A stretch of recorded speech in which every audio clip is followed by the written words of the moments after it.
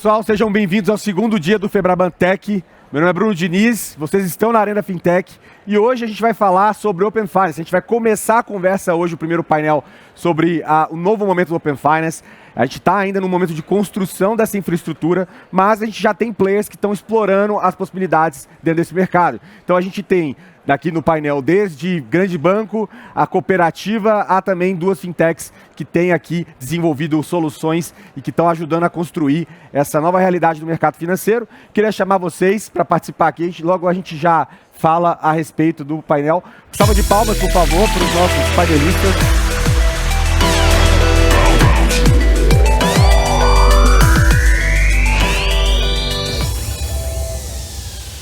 Maravilha, pessoal. Antes de mais nada, obrigado pela presença de vocês. E, tradicionalmente, eu sempre peço uma introdução para vocês se apresentarem aqui. Vamos começar aqui pelo Gui. Fica à vontade. Bom dia. Meu nome é Guilherme, eu sou cofundador do Gorilla. O Gorilla é uma plataforma de consolidação e controle de investimento. A gente atende tanto o mercado B2C como o mercado B2B, de assessores, multifamily offices, gestoras. Obrigado aí pelo convite. Maravilha. Vamos lá, Albert. Oi, bom dia pessoal. Meu nome é Albert Morales, sou o diretor-geral da Belvo. Somos a principal plataforma de Open Finance aqui no Brasil e Colômbia e México. E a gente somos um facilitador, então permitimos que qualquer empresa, banco, instituição financeira possa consumir o Open Finance da melhor maneira possível e acelerar esses casos de uso novos que espero que hoje falemos de algum deles. Bom dia a todos, meu nome é Márcio Alexandre, sou do Cicobi, responsável lá sobre a iniciativa de Open Finance. E junto com o sistema cooperativo, a gente vem ajuda a construir o Open Finance Nacional, participo do Conselho Deliberativo e agradecer o convite, Bruno. Vai ser um prazer, os colegas aqui presentes, bater um papo sobre o assunto. Maravilha. Vamos lá, Carlos. Bruno, obrigado. Bom dia a todos, é um enorme prazer estar aqui com vocês. Eu sou o Carlos Carneiro. Eu fui uma das pessoas responsáveis pela implementação do Pix no Itaú e atualmente eu sou responsável por algumas agendas muito voltadas para o futuro. Open Finance, soluções que ajudam as empresas a fazerem a sua gestão e a parte de Crypto Payments, que enfim é uma fronteira nova que a gente vem explorando. De novo, é um enorme prazer estar aqui e dividir o palco com os colegas. Maravilha, pessoal. Vocês viram que a gente tem uma multiplicidade aqui de participantes, a gente tem visões diferentes para colher. E para começar, né, fazer aquela pergunta de abertura, onde a gente parte daqui para depois as perguntas diretas para vocês. Né? A gente está avançando com a implementação do Open Finance, como eu disse, aqui no Brasil. E ainda temos um tempo até a gente ver o crescimento na curva de adoção de usuários e o pleno funcionamento das capacidades dos potenciais do sistema. Por hora, as instituições participantes e algumas empresas especializadas, né, envolvidas estão aí desenvolvendo formas para que as melhores entregas possam acontecer dentro do que a gente tem hoje de capacidade, né?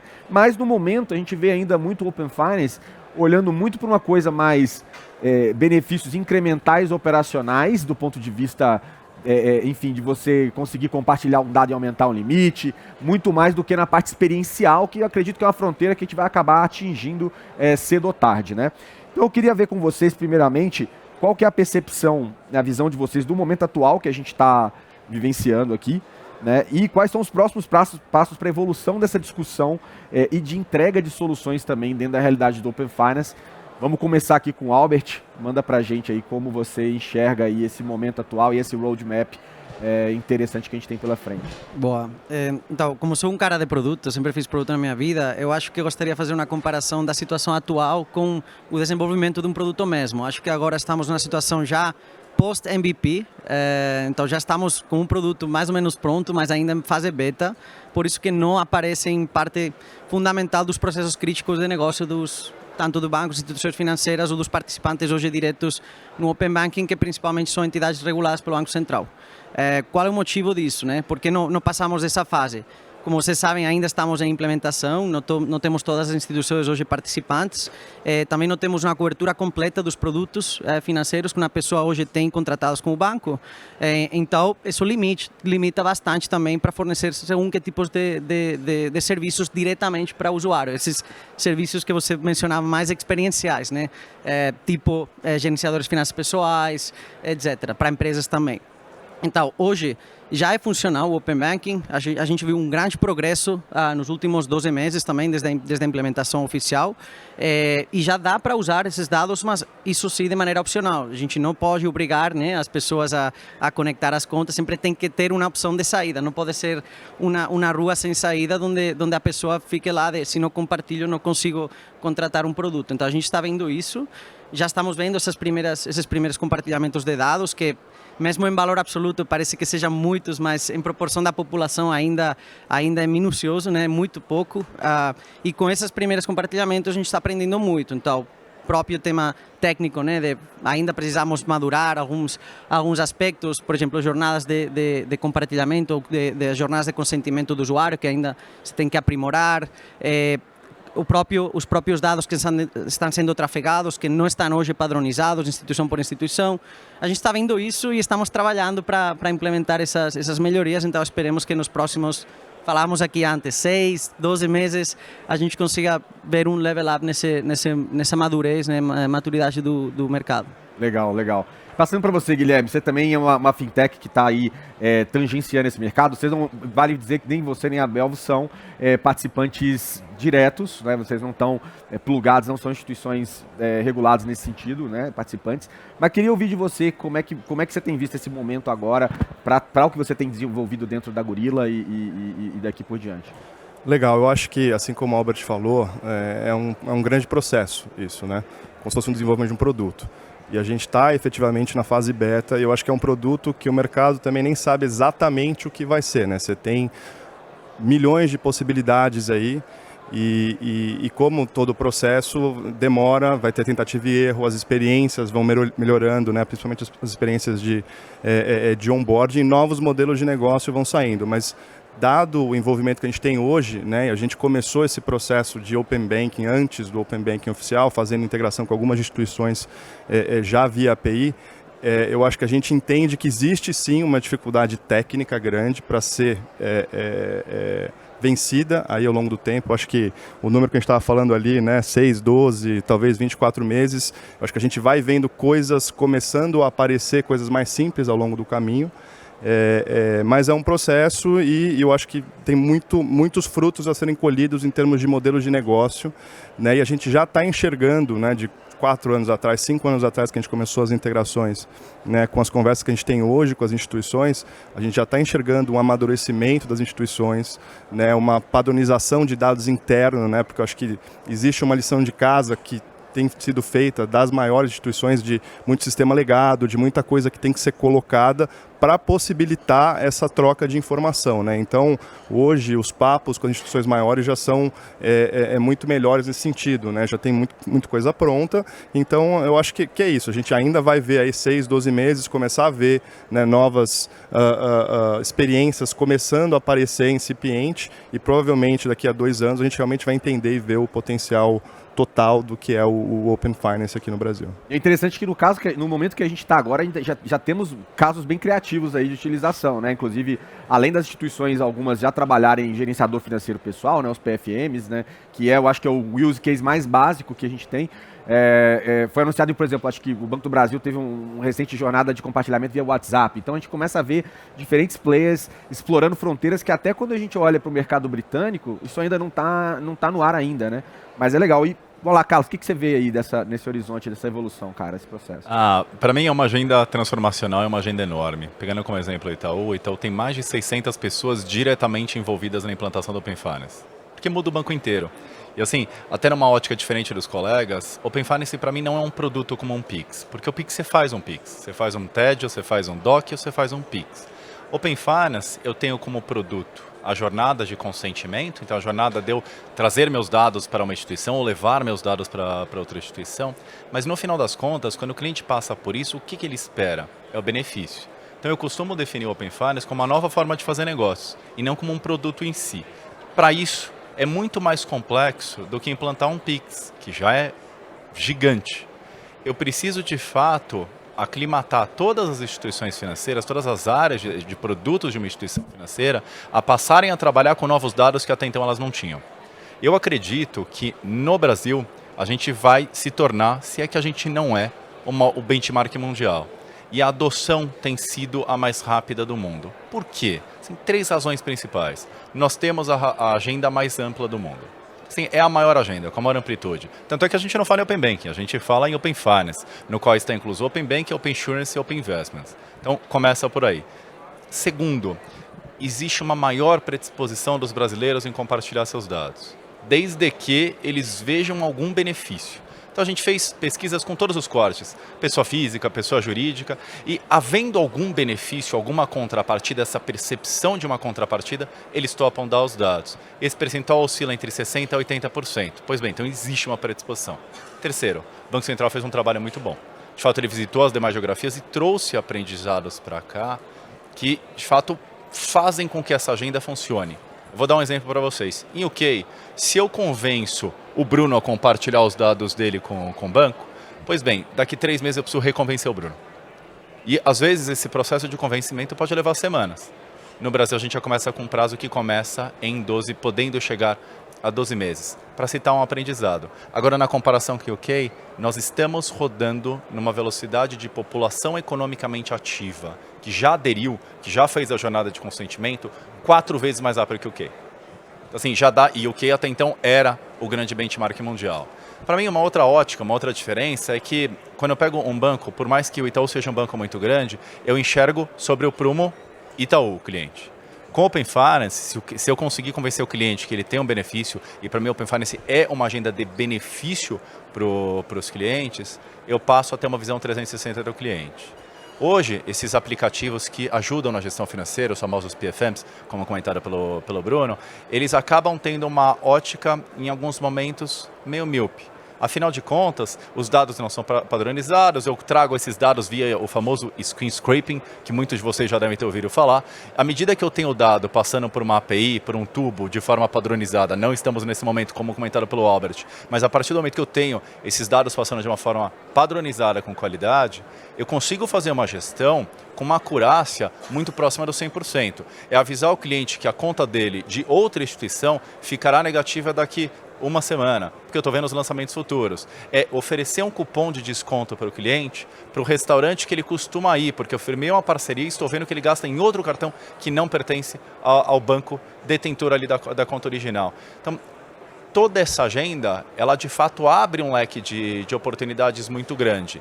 E é uma agenda que assim, a gente passará por muita transformação. Como comentado pelos colegas, eu concordo com 6 a 12 meses. É o prazo que eu imagino para esses dados estarem padronizados e passando água pelo cano formalmente, mas existe um processo também de aclimatação do mercado para entender quais são essas possibilidades, das mais básicas, como eu citei para vocês, como outras mais que a gente vai imaginar à medida que o tempo for passando. É legal, para mim, o ponto mais incrível disso é que é uma agenda que estimula muito a concorrência. Então, toda a concorrência, a inovação, ela está super pujante nesse momento e tendo mais dados, de fato, eu consigo gerar muito mais benefícios para os clientes.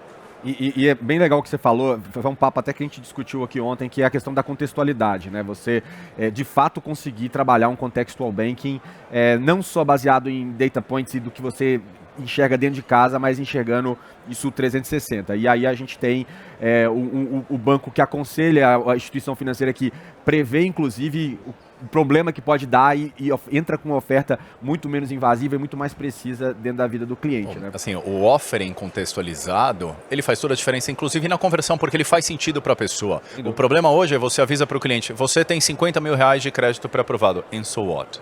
Eu não preciso disso. Eu não estou num momento que eu preciso de um crédito. Então, de fato, você com esta visão, você começa a fazer aquela oferta que faz sentido para o Bruno, para o Guilherme, para o Albert, para o Márcio. Exatamente, perfeito. E, Márcio, o que você me conta aí dessa jornada, dessa agenda? Você também está no conselho, vale falar, né? Eu, particularmente, acredito que a gente está num momento bem tranquilo em relação ao projeto. Ele é muito amplo, é muito complexo, já comentou bastante. Estamos construindo o maior Open Finance do mundo. Realmente, a referência já vem buscando. A gente tem hoje mais de 5 milhões de consentimentos. Então, apesar da ansiedade, a gente já querer ver as primeiras soluções ultramodernas, é natural que as instituições primeiro voltem para a infraestrutura básica e, em paralelo, façam as funcionalidades mais óbvias, como agregador de pagamentos, para ir experimentando, identificando as primeiras oportunidades. Então, eu acredito que está um processo muito natural. O que eu posso dizer é que a gente tem um sistema financeiro muito engajado em fazer o melhor Open Finance do mundo, né? O Conselho, amanhã tem reunião, são já quase 130 reuniões semanais, mais de 500 horas só do Conselho, mais de 500 pessoas envolvidas sem receber nada, as instituições cedendo profissionais de toda a natureza, são mais de 10 grupos, trabalhando realmente firme para entregar o melhor Open Finance do mundo. Construção conjunta, né? Isso, e a gente acredita que está entregando sim. Como dito, o Reino Unido, que era referência em um ano, acho que fez 1 milhão de consentimentos, a gente em 11 meses fez 5 milhões de consentimentos, apesar da proporção, é realmente 3, até próximo a 4 vezes mais rápido que eles, e eles já vêm buscar, mas uma oportunidade, a gente começou depois, conheceu a experiência, viu que não funcionou lá, mas eu acredito que é um processo natural, a gente está nesse momento de fazer funcionar. Há uma ansiedade, eu posso dizer com muita tranquilidade que não dá para comparar a construção do Open Finance com o Pix, né? Eu também tive a oportunidade de trabalhar o Pix, foi um processo muito complexo, mas um único produto, um único objetivo, poucas experiências, a gente está construindo um produto que envolve toda a empresa, todas as linhas de negócio das empresas. Nível de padronização e também. A padronização, em tese, é padronizado, não está funcionando a padronização. Sim. E aí a gente agora está no desafio, né? A gente está saindo com a versão 2.01 das APIs que já foram lançadas. Então a gente está com os times das empresas, né, das instituições, estão tanto tendo que construir o roadmap, quando já sustentar o que já foi entregue, justamente numa tentativa de melhorar a interoperabilidade, né? Ele foi construído para que as instituições entrem e consigam consumir os dados de qualquer instituição sem interagir, mas não é o que acontece hoje. Hoje, se a gente não estabelecer uma agenda bilateral entre os bancos para fazer funcionar, a gente ainda está nesse momento onde a gente precisa ainda bater na porta da outra instituição, dizer, olha, tal coisa não está funcionando, olha, esse dado que deveria ser padronizado, que é obrigatório, está vindo nulo. Olha, essa descrição de lançamento está vindo um código.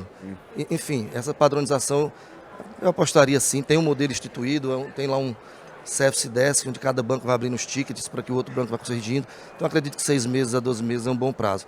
Lembrando que a gente tinha uma agenda formal que finalizava parte dela em dezembro, impossível de ser cumprida, que é a fase 4 de investimentos incluso, né? A gente está indo muito mais focado em fazer funcionar aquilo que foi entregue. Talvez uma parte da ansiedade do mercado também esteja nisso, né? Da comunicação. E, obviamente, isso aí, falando com alguns representantes do Banco Central, já foi dito que talvez se tenha alguma falha que foi, de fato, em subestimar todo o processo. Mas faz parte, estamos rodando e o mercado está se adaptando e está respondendo bem e está acontecendo, está fluindo. Mas voltando agora, fazendo perguntas mais diretas, tá? Eu queria ver com o Carlos, falando de possibilidades mais amplas e novas experiências de Open Finance, podemos olhar para soluções de gestão financeira, como a gente falou, para pessoas jurídicas também, que é o outro ponto, né? A gente fala muito de PFM, mas talvez a gente também tenha uma fronteira muito legal para explorar com pessoas jurídicas. Você pode falar um pouco mais sobre soluções que talvez você esteja explorando hoje nesse espaço? Lógico. O acrônimo para soluções de gestão financeira para PJ é o famoso BFM, né? Business Financial Management, ou TMS, como alguns dos colegas costumam chamar. Mas no final das contas, assim, o Open Finance ele é enabler para essa agenda. Para que essa agenda funcione na plenitude, você precisa de 3 coisas. Agregar os dados. Então, trazer os dados do cliente bancários e não bancários para um único ambiente. Então, estou falando, inclusive, de trazer os dados dos ERPs para o ambiente do banco. Ou mesmo agregar os dados bancários de diferentes instituições nos ERPs. Afinal das contas, quando eu penso em agregação, eu preciso estar onde o cliente quer. Se ele quer centralizar a vida financeira dele toda e movimentar as contas pelo ERP, será por lá. Se é pelo Internet Banking, será por lá. Obviamente, a premissa para que essas duas coisas aconteçam é a camada de segurança. A camada de segurança tem que ser a mesma, afinal de contas, transacionar em quaisquer ambientes requer, obviamente, cuidados importantes para que a gente não esteja exposto a fraudes. Segunda camada, gestão financeira. Então, vejo meus dados em um único lugar, bancários e não bancários. Eu preciso auxiliar o cliente a fazer a gestão financeira dele. Essa gestão financeira, ela vai desde mostrar para o cliente o fluxo de caixa realizado e o fluxo de caixa projetado. Aí começa o brilhantismo da coisa, que eu posso agregar camadas como advisory. Então, falar para o cliente, você tem uma dívida que vence no banco X daqui a X tempo. Pois bem, então está aqui já uma proposta, você já deixa pré-contratado, empréstimo, uma taxa mais atrativa, etc. Olha, estou vendo que você terá um furo no seu fluxo de caixa daqui a X tempo. É importante sua atenção a isso.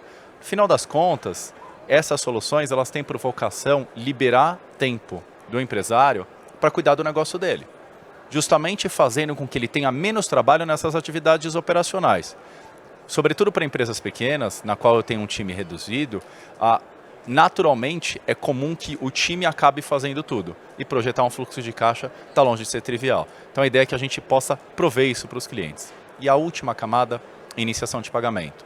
Então imaginem um ambiente no qual, de novo, seja um ERP ou no Internet Banking, eu possa ver todos os dados, eu possa ter os insights e fazer a gestão da minha empresa e movimentar quaisquer contas independente de onde elas estejam. Essa é a nossa ambição. O que nós temos no ar hoje? Nós temos um produto chamado Gestão Financeira. Na linha dos MVPs, a gente sempre precisa ir lançando e testando com os clientes. Então a gente fez muitos testes, nós temos clientes participando das squads na construção, no desenho das soluções, e hoje os clientes já conseguem ver toda a agregação de saldos e limites. Isso está rolotado, foi rolotado nessa semana, já está disponível para os mais de 2 milhões de clientes PJ do banco. E a ideia é que a gente entregue novas features, como eu citei, fluxo de caixa realizado, fluxo de caixa projetado, advisory e por aí vai, além da camada de produtos de um ERP. A gente anunciou no ano passado uma parceria com a OMI, e nessa parceria com a OMI nós lançamos uma solução chamada Itaú Meu Negócio Gestão by OMI, na qual os clientes contratam uma solução para cuidar da gestão dos seus negócios. E nesse momento a gente está embarcando os produtos do Itaú para que o cliente possa contratar também nesse ambiente do ERP. No final das contas, voltando para a origem, eu preciso estar onde o cliente quer, sempre prezando pela segurança. Mas com um grande objetivo, assim, tem que ser simples. É tudo, assim, está tudo relacionado a contexto. Então, a proposta, a oferta, o advisor, ele tem que ter o contexto, o mesmo contexto da pessoa física que nós falamos, ele tem que estar presente para a pessoa jurídica. E a gente tem que ter experiências muito simples, quase seamless, na qual ele possa contratar aquele empréstimo que já vem com a condição exata que ele quer, com um clique no botão. Então, assim, essa é a nossa ambição e a ideia é que nos próximos meses a gente tenha evoluções aí dessa solução que já está em place. E é interessante que assim, o novo jogo, e a gente até comentou isso aqui ontem, né? Assim, o novo jogo que a gente vai ter no mercado financeiro, né, quando se comoditiza muito as soluções financeiras básicas, é a camada de inteligência que se entrega. Tá ligado a software, tá ligado a algo mais para ter o diferencial. Né? Até, inclusive, a gente citou o exemplo da Brex lá fora, né? Que a Brex já está com uma pegada de ser, que a gente quer ser o sistema operacional dos pequenas e médias empresas. No caso, agora mais startups, que eles deram uma tirada, né, um pouco da camada ali só de SMI geral, né? Mas enfim, é um grande enabler Open Finance para essa nova realidade. Né? E tem uma pimentinha que eu não citei, que é a parte da normalização dos dados. Né? Você imagina, você vê os extratos das diferentes instituições. Um está em, digamos, português, outro está em castelhano, outro está em espanhol. Você consegue minimamente olhar e compreender, mas para uma inteligência artificial juntá-los e fazer a projeção de fluxo de caixa, existe um trabalho importante que é tratar esses dados para que tudo isso seja feito sem interferência do cliente. O cliente simplesmente vai ver sempre o produto final. E aí é uma outra corrida no sentido de conseguir ter a capacidade de AI interna e tudo mais, essa capacidade proprietária de derivar esses insights, né? Correto. Ou de parceiros, né? Proprietário ou de parceiros. Mas Gui, passando para você, cara, as soluções de agregação de dados são alguns dos casos mais claros de possibilidade da utilização de Open Finance. Vocês estavam fazendo isso antes mesmo de todo esse zoom que a gente está vendo agora. Por isso mesmo, tais soluções têm uma alta possibilidade de se comoditizarem também, né?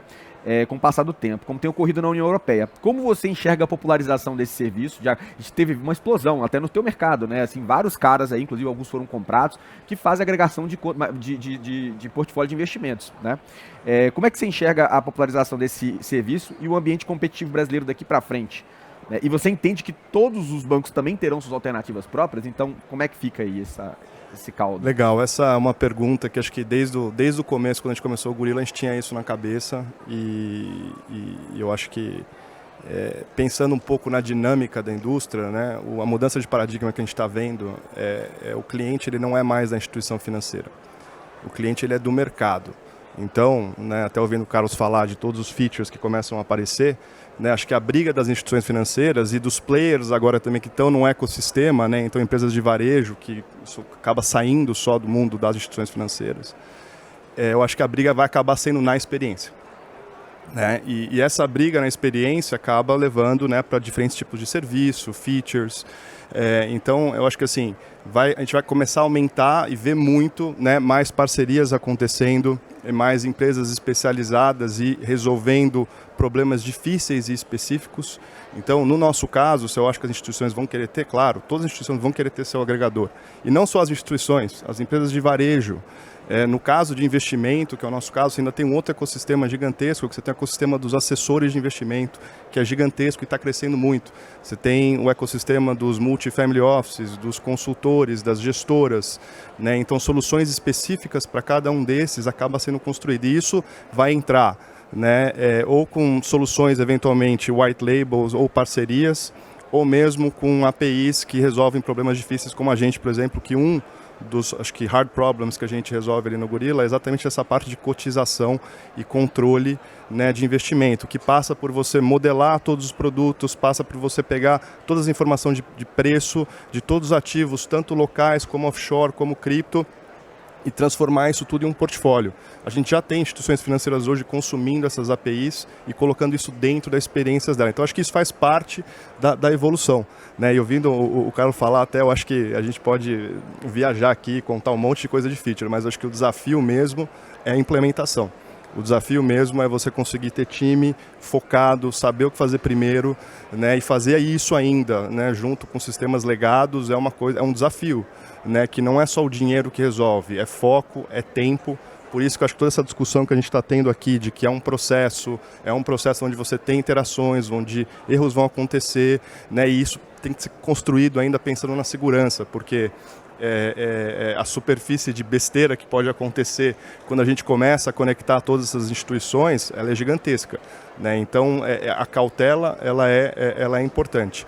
Então, olhando, né, como a gente olha isso, a gente vê esse mundo se abrindo como uma oportunidade e o nosso objetivo não é ser um player, aqui está a nossa solução B2C, a nossa solução B2B, mas é também construir uma infraestrutura onde a gente ajude, né, cada instituição e cada tipo de player diferente a entregar esse valor e essa experiência para o cliente final, que é onde vai acontecer a concorrência no final do dia. E no final do dia a gente vai acabar tendo muitos nichos de especialização, né? A gente está no API Economy, no mundo de APIs e integração. Num momento você pode eventualmente usar a solução de quem faz uma agregação de dados de investimento melhor do que um outro player, enfim, é uma capacidade de plugar e nem todo mundo vai conseguir desenvolver uma porrada de soluções dentro de casa. Eu acho que tem 1 milhão de coisas para ser desenvolvido, então a gente acredita que muita solução com foco vai surgir, aí vai valer a pena para uma instituição consumir ou para um player consumir aquela solução em vez de desenvolver aquilo dentro de casa. É realmente um universo de possibilidades e a gente enxerga uma mega oportunidade nesse movimento.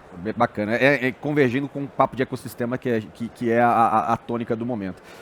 Mas vamos lá, Márcio, o Cicobi ele participa ativamente aí nas discussões Open Finance, inclusive você sendo também conselheiro aí da estrutura. E aí eu queria saber um pouquinho como esse movimento tem impactado a estratégia do Cicobi, né, e sua visão sobre o cooperativismo do futuro, baseado em todos esses fragmentos, essa infraestrutura que está sendo desenvolvida, né? Como as cooperativas conseguirão fortalecer sua proposta de valor e a entrega para os cooperados nessa nova realidade? Bem, primeiramente é importante deixar claro que as cooperativas elas não são obrigadas a participar do Open Finance em todas as suas fases, apenas na iniciação de pagamento como detentora daquelas que são detentora de contas. E a gente tem mais de 800 cooperativas, sem dúvida o maior contingente de instituições participantes. E vinha no primeiro momento aquela dúvida, se eles iriam ou não aderir voluntariamente. A gente tinha uma expectativa de que fosse sim um movimento favorável às cooperativas e foi o que aconteceu. Os 2 principais sistemas cooperativos aderiram voluntariamente com a diferença, né? A decisão por aderir é uma coisa, ficar pronta é outra, o momento de entrada é outra. Então a gente entrou, por exemplo, Cicobi em agosto, como voluntários, e dali para frente a gente é obrigado a seguir. Então, primeiramente, por entender que para o cooperativismo é uma maior oportunidade. Né? Os nossos especificamente o Cicobi, os nossos mais de 6 milhões de cooperados, eles também têm contas em outras instituições. Muito provavelmente as instituições já conhecem mais do nosso cooperado do que a gente. Então, nesse sentido, a gente entendeu que é muito mais oportuno para a gente participar, fazer parte, mostrar para ele os benefícios de ser cooperado. Talvez, eu não sei se vocês sabem, tem um número interessante que Só no Cicobi, no último ano, a gente teve um resultado que é a distribuição direta para o cooperado de 4,5 bilhões, ou seja, é um dinheiro que volta para o cooperado. Além disso, só os produtos e serviços que eles consumiram conosco, a gente tem um resultado social. A gente deixou de gastar em outras instituições 19 bilhões que ficam ali naquela região. Então, a gente acredita muito que, do ponto de vista de concorrencial, a gente tem a oportunidade de mostrar muito mais o valor quando a gente puder abrir os números e dizer, olha, o que você está fazendo aí fora, você poderia estar fazendo aqui dentro com muito mais vantagem e com outros benefícios indiretos, que é o desenvolvimento da sua sociedade. Então, eu só posso imaginar um cooperativismo mais forte com o passar do tempo. A gente falava sobre experiência, eu também concordo. A gente tem que lembrar que a corrida, hoje a gente tem 3, 4 aplicativos ali instalados. Será que eu vou continuar usando 2, 3? Eu acho que eu vou escolher um no final. E esse um, ou melhor, os outros 2 que ficaram de fora, vão perder o contato digital com aquele cliente e aí eles estão fora do jogo. Então, nesse primeiro momento, eu acredito que a corrida realmente seja por experiência. Mas no segundo, é o que o cliente quer.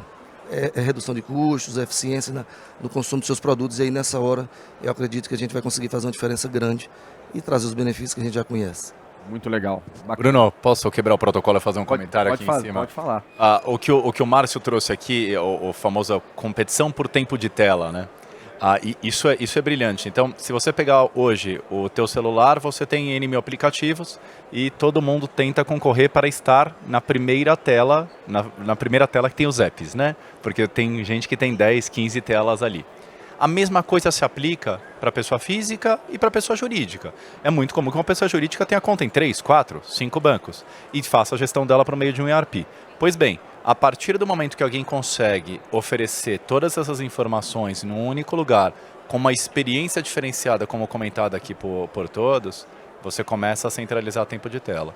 Então, de fato, existe uma corrida muito relevante, muito importante, por tempo de tela, pela atenção do cliente. Porque tendo o cliente lá, é a mesma coisa que ter um cliente entrando no seu shopping center. Ele vai passar pelas lojas e você terá a oportunidade de fazer ofertas para ele. Se ele não entra no seu shopping center, você basicamente vai fornecer a roupa para ser vendida em uma outra loja. Ótimo. Não, faz todo sentido e entra naquele ponto que a gente fala. Tem que ter uma entrega de experiência e de inteligência em cima para que você não faz mais sentido. Muitos apps vão acabar ficando no caminho porque não dá para acomodar tudo isso no dia a dia da gente, né? Enfim. E, Albert, falando um pouco sobre a Belvo, né, vocês seguem apoiando diversas instituições na América Latina em suas jornadas dentro da realidade do Open Finance, mundo regulado, não regulado, acho que a maior parte não regulado, né? Você poderia contar um pouco mais sobre essa visão de avanço desse sistema no Brasil versus outros países que vocês atuam, né, e colocar algum case interessante aí no uso de dados que foi possibilitado pela atuação de vocês? Sim, claro. Acho que, como já foi comentado antes, o Brasil hoje é referência mundial. Não sei se o primeiro, junto aí compartilhando com a Índia, mas de fato não só é referência mundial, sino que especificamente é referência para nossos países vizinhos, né? Colômbia recentemente regulou, México já faz tempo que está tentando regular, mas eventualmente vamos chegar a um espaço onde Open Banking de fato vai ser também regulado por lá. E qual é o que estamos vendo que está acontecendo e com a aparição de novos players, né, sobretudo tecnológicos, enfim, fintechs, não sei nem como chamá-los, bancos, fintechs, etc. Estamos vendo que cada vez mais vamos ter players que não só vão estar no Brasil, mas empresas brasileiras que vão começar já a despontar e falar, olha, nossa tecnologia funciona no Brasil, também pode funcionar em outros países e vai ser líderes da região. A gente tem alguns players no varejo que de fato demonstraram o potencial da região como um todo. E vamos estar falando, acho que se começou a falar, né, de interoperabilidade de Open Bankings entre países. Provavelmente essa interoperabilidade começará na América Latina, inclusive antes que nenhuma outra região, por causa do avanço do Brasil. A gente está definindo padrões que funcionam já hoje em produção, a gente está vendo adopções maiores que até UK, que era referência até esse momento. Então os países vizinhos estão copiando, literalmente, o que funciona. Não precisam ir para UK, não precisam ir para a Índia, não precisam ir para a China fazer roadshows. Vamos para o Brasil, vamos ver o que funciona aqui e vamos replicar, né? Então, os casos de uso que hoje já vemos e que a gente está, por exemplo, ajudando, no caso do Brasil, hoje os participantes, como mencionei, só são entidades reguladas, né, bancos, SCDs e IPs. A gente já vem ajudando muitas instituições até antes do Open Bank, como o Gui falou, entrando no jogo de começar a processar esses dados. Acho que o principal desafio não é o acesso ao dado per se, que aí eventualmente vamos ter uma padronização. Que vai melhorar a qualidade do dado também? Vai melhorar, as APIs, os uptimes vão estar seguindo as exigências e tudo mais, então vamos assumir que isso está funcionando bem, que vai estar eventualmente 6, 12 meses, né? Aqui prometimos. Mas o desafio de fato está em como vou usar esse dado dentro de casa, né? Aí tem Gui mencionava antes, no caso da especialização nos agregadores de investimento, vai ter especialização, inclusive, dentro de casa, nos bancos, em como usar esse dado. Então, vai ter diferentes áreas que vai querer usar esse dado de maneira muito diferente, uma área da outra. Então, desde a área de crédito, a área de cash management, a área de cartões, e cada um deles tem que ter ferramentas para poder acessar esse dado uma vez esteja dentro de casa, que isso é importante, né? Agora vai ter uma concorrência dentro dos bancos para eu quero ser o primeiro em consumir, e aí agora é parálise por análise, né? A quem vamos dar acesso primeiro? E depois, uma vez você tem acesso a esse dado, aí a carreira é pelo investimento em inteligência artificial, especialmente em machine learning. Porque já tem que tratar o dado especificamente para teu caso de uso, no caso, por exemplo, da análise de crédito, né? Então, você fala de um Open Banking Score.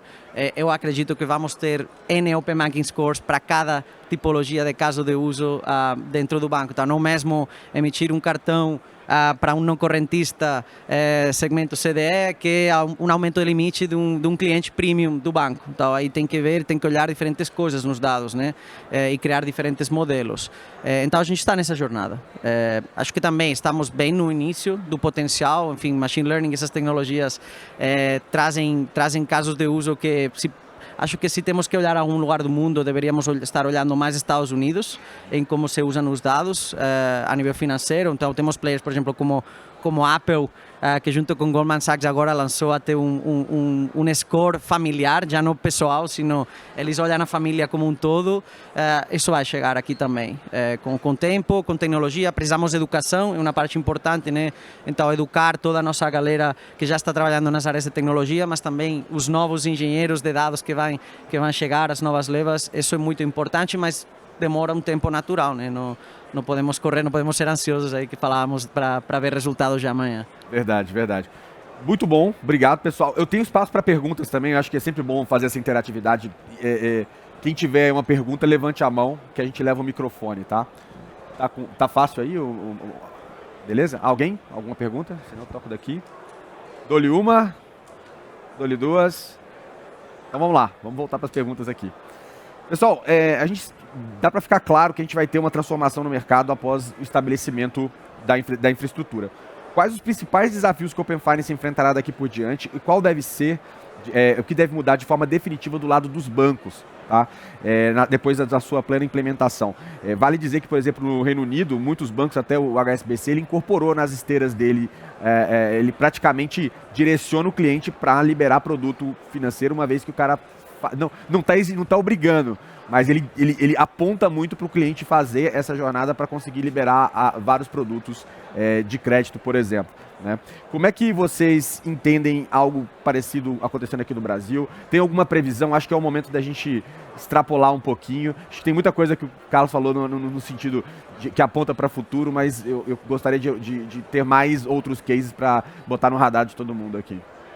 Vamos lá. Se eu posso começar aí, acho que um dos pontos principais que a gente aí não replicou de UK, que acho que seria, ou da Europa, ou a Índia, que seria importante a gente termos aqui, é que muitas vezes a inovação não acontece dentro da própria indústria financeira, né, dos players que estamos aqui. Muitas vezes precisamos de players de fora.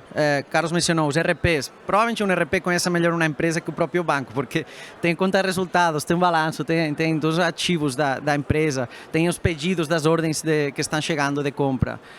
Então, a gente aqui, desafortunadamente, hoje ainda não temos a capacidade de abrir todo esse mundo para o que se chama, né, de maneira o mundo não regulado.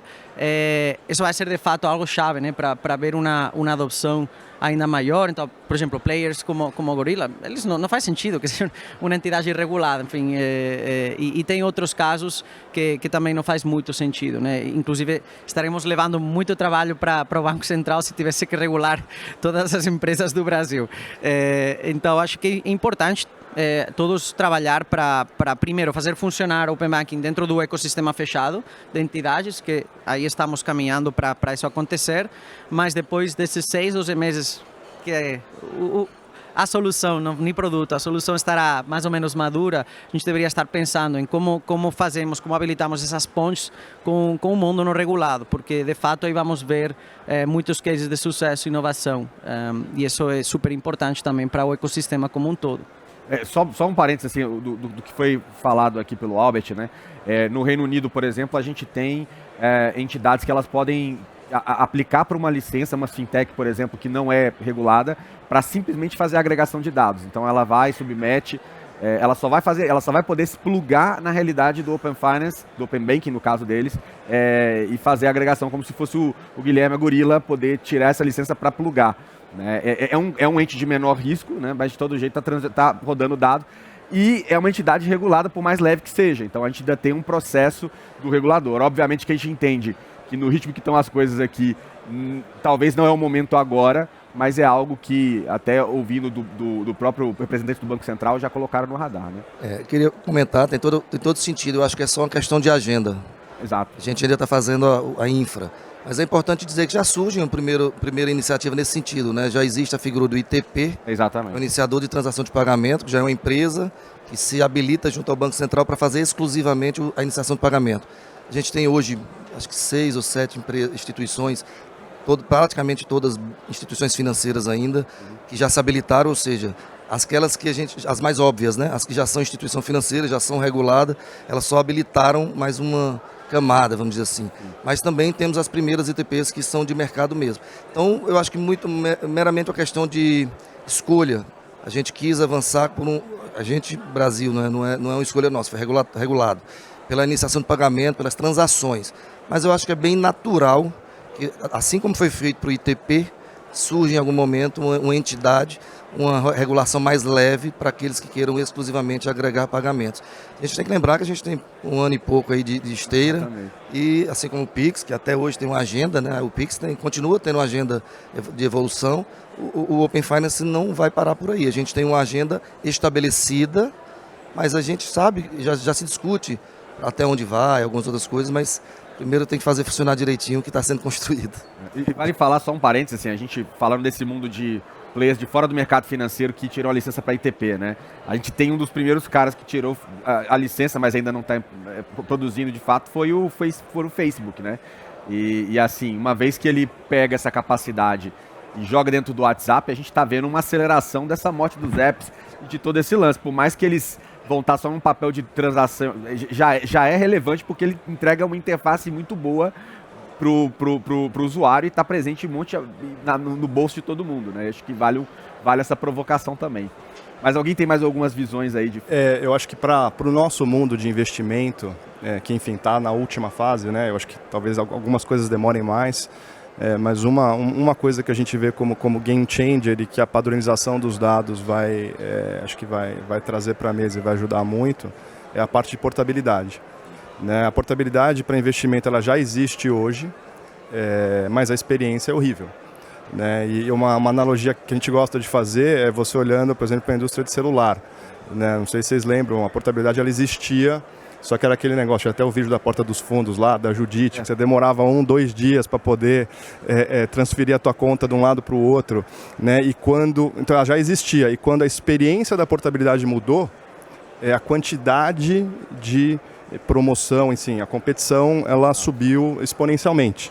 Né? Então a padronização dos dados vai permitir para investimento que a gente tenha uma melhora significativa ao longo do tempo nessa experiência de portabilidade, chegando a você poder apertar um botão e mandar um fundo que você tem ou uma ação que você tem de uma instituição para outra, ou eventualmente colocar uma ação de colateral em uma instituição e poder operar na outra. Né? Eu estou alguns anos para frente aqui, mas isso dá uma dimensão de como isso muda a dinâmica e como isso muda o arranjo de poder dentro do ecossistema de investimento.